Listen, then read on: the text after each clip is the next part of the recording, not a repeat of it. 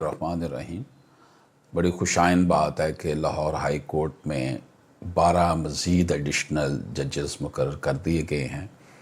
کیونکہ Lahore high court میں کام بہت زیادہ ہے اور ججز کی تعداد بہت کم تھی،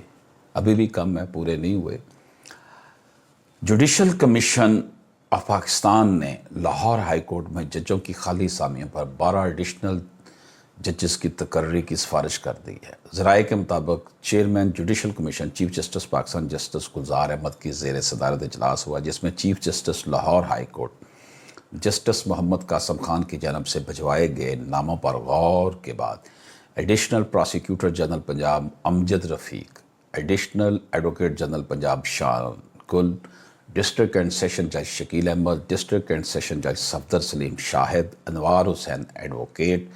Tariq Nadeem advocate, barrister Raheel Kamran, Ahmed Nadeem Arshad advocate, Ali Zia Bajwa advocate, Abid Chattha advocate, Raza Qureshi advocate اور تنویر سلطان ایڈوکیٹ کے ناموں کی سفارش کرتے ہوئے حتمی منظوری کے لیے یہ نام اعلیٰ عدلیہ میں تقرری کی پارلیمانی کمیٹی کو بھیج دیے گئے ہیں۔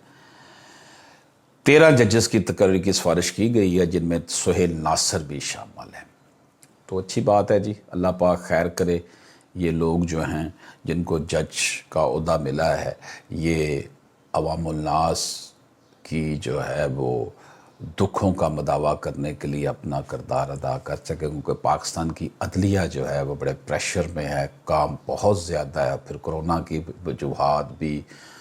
ان وجہ سے بھی اور مقدمات کی بہتات سے بھی کافی مسائل پیدا ہوتے ہیں۔ اجازت دیجیے، اللہ حافظ۔